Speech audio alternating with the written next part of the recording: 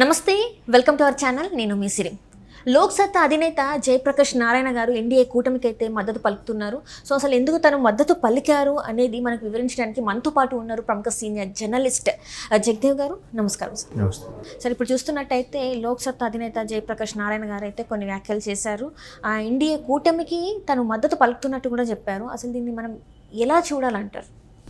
అంటే జయప్రకాష్ నారాయణ గారు కొన్ని విలువల కోసం, మోరల్ వాల్యూస్ కోసమే పదవిని వదులుకొని, అంటే ఐఏఎస్ అధికారిగా ఉన్న వ్యక్తి వదులుకొని లోక్ సత్తా అని ఒక స్వచ్ఛంద సంస్థలాంటి తీసుకొచ్చి లోక్ సత్తా ద్వారా ఎవరైతే చూసారా ఠాగూర్ సినిమాలో ఏసీఎఫ్ ఎలాగో అలాగా ఒక సంస్థని, స్వచ్ఛంద సంస్థని స్థాపించి అట్లా ఎక్కడైతే అవినీతి జరుగుతుందో, ఎక్కడైనా కరప్షన్ లాంటివి, బ్రైబ్ లాంటివి చోటు చేసుకుంటున్నాయో వాటి మీద ప్రతిఘటించాలి, దాని మీద ప్రభుత్వానికి సమాచారం అందించి వాళ్ళని కాపాడాలనే ఉద్దేశంతో స్టార్ట్ చేసింది లోక్ సత్తా అనే పార్టీ. అంటే ఒక స్వచ్ఛంద సంస్థలాగా ముందు స్టార్ట్ చేశారు. అది అప్పట్లో యాడ్ కూడా వచ్చేది, లోక్ సత్తా ఇది మీ సత్తా అని కదా. దానికి నాగార్జున గారు ఎవరు బ్రాండ్ అంబాసిడర్ గారు కూడా చేశారు అప్పట్లో, అంటే నేను చిన్నగా ఉన్నప్పుడే. సో అలాంటి దాన్ని కాలక్రమేణా అదొక పార్టీగా అవతరించడము, దానికి కూడా కొంతమంది కేవలం మేధావులు, చదువుకున్న వాళ్ళు మాత్రమే మద్దతు ఇవ్వడం, అంటే అది ఒక విధంగా మన దౌర్భాగ్యం అనుకోవాలి. ఓన్లీ మేధావులు లాంటి వాళ్ళు కాకుండా అందరూ మద్దతు ఇస్తే, అటువంటి వాళ్ళని ఎంకరేజ్ చేస్తేనే బాగుంటుంది.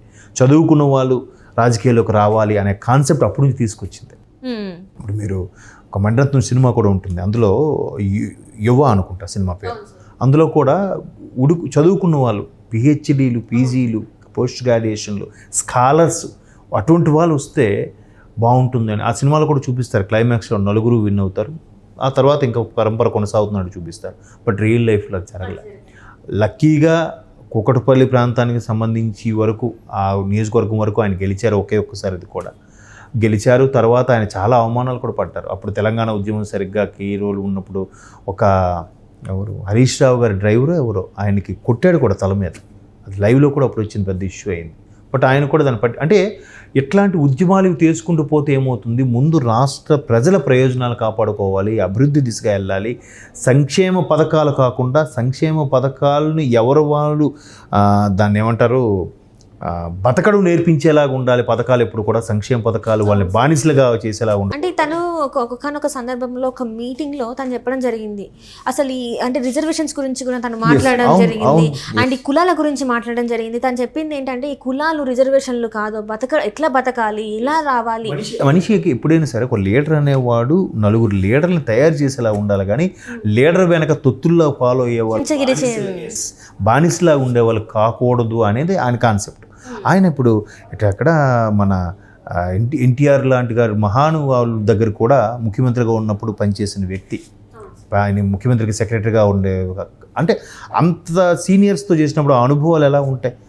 ఒక చీఫ్ సెక్రటరీగా చేసే స్థాయిలో ఉండే వ్యక్తికి ఆ ఆలోచన విధానము, ఇప్పుడు ఐఏఎస్కి సెలెక్ట్ అయ్యారంటేనే వాళ్ళు ఆషామాషి వ్యక్తులు కాదు. రోజుకి కనీసం 16 నుంచి 18 గంటలు కష్టపడితే కానీ సివిల్స్ ఎవరు కొట్టలేరు. అది అందరికీ తెలిసిన సత్యం కదా.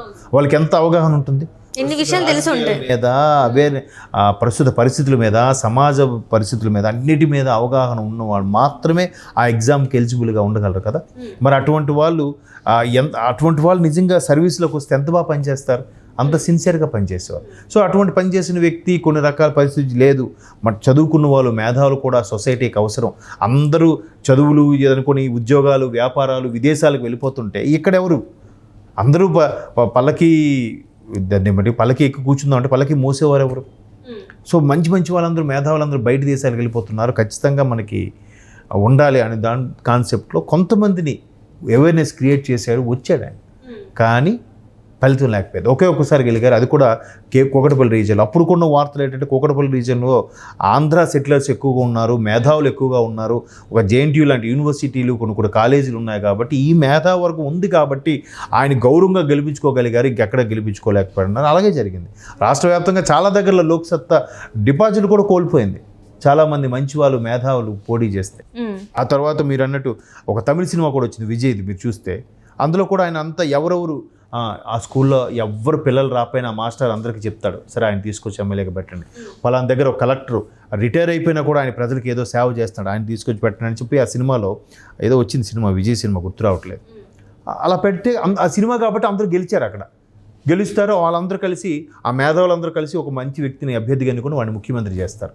ప్రజెంట్ రోజుల్లో అవ్వదు కదా. సో అంటే ఇవన్నీ ఎందుకు చెప్తున్నాను అంటే అంతగా సమాజం పట్ల, రాజకీయాల పట్ల, వ్యక్తుల జీవితాల పట్ల ఎట్లాంటి అవగాహన ఉందో ఆ పూర్తి స్థాయి అవగాహన ఉన్న వ్యక్తి.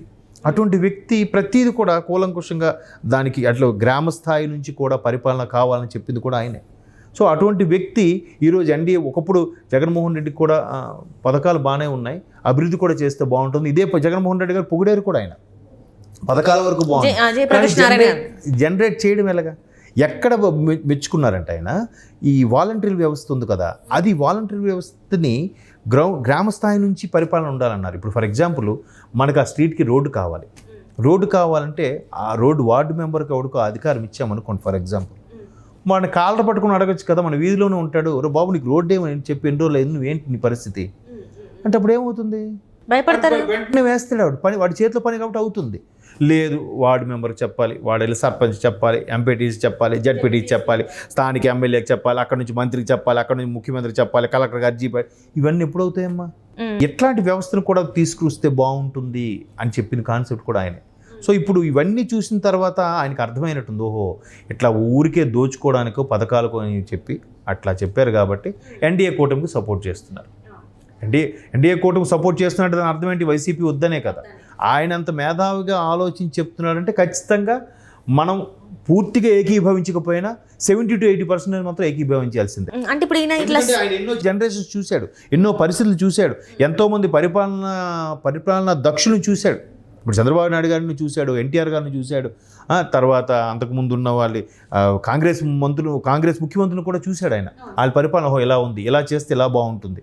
ఇప్పుడు ఆయన ఒక సందర్భంలో కూడా చెప్పాడు ఆయన, నీటి వనరులకు సంబంధించి అప్పట్లో ఎన్టీఆర్ గారికి, సార్ దీన్ని ఇలా చేస్తే బాగుంటుంది, దీనికి పథకం ఇలా చేసి మనం కాలువలు ఎత్తిపోత పథకాలు సంథింగ్ ఏదో ఆయన ఎక్స్ప్లెయిన్ చేస్తే, బ్రదర్ మీలాంటి యంగ్ జనరేషన్ మాకు ఉండాలి, కావాలి, సరే అలాగే చేద్దామని చెప్పి ఇంప్లిమెంట్ చేసేవారట ఎన్టీఆర్.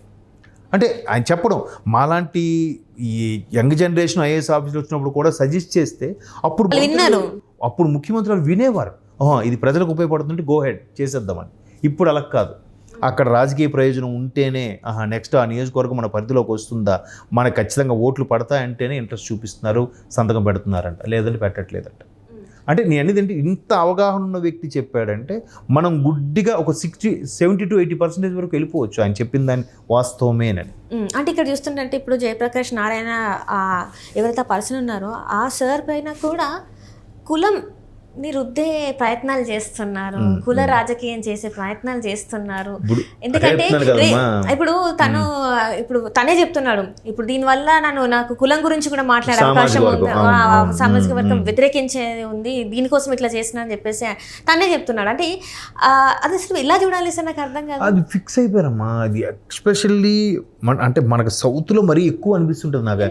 కులాలకి ఎంత ఇస్తారు సార్, ఇంపార్టెన్స్ ఎందుకు ఇస్తారు? కులం మనకు చాలా చోట్ల వింటాం మనం, కులం అన్నం పెట్టదు, కులం గౌరవం తీసుకురాదు, ఇది కాదు కదా ఒక మంచితనం. అంటే రాజకీయ నాయకుడికి ఏంటి, ప్రజలకి ప్రజల అధికారం ఇచ్చినప్పుడు వాడు అభివృద్ధి చేసినప్పుడు కదా మనకి గౌరవం దక్కేది. కానీ ఈ కులాల గురించి ఎందుకు సార్? అంటే అవి ఎట్లా అంటే డైరెక్టర్ తేజ అదే చెప్పాడు కదమ్మా, నిజంగా నీ కులపిచ్చి ఉంటే నీ కులం డాక్టర్ దగ్గరికే ట్రీట్మెంట్కి వెళ్ళు, నీ కులం రైతు పండించిన అన్నమే నువ్వు తిను, నీ కులం చెప్పిన టీచర్ దగ్గరికే నువ్వు విద్య నేర్చుకో కదా, ఇన్ని చెప్పాడు, నీ కులం వాడు కుట్టిన చెప్పులే నువ్వు వేసుకో, ఆ రక్తం కూడా అదే కూడా ఎక్కించుకో నీకు ఆపద వచ్చినప్పుడు. అలా లేదు కదా, బి పాజిటివ్ ఎవడుతుంటే ఆడదాన్ని ఎక్కించేసుకుంటాం, ఏ నెగిటివ్ ఎవడుతుందంటే వాడంతా ఎక్కించి, అప్పుడు మరి కులం ఫీలింగ్ ఎందుకు రావట్లేదు? అలా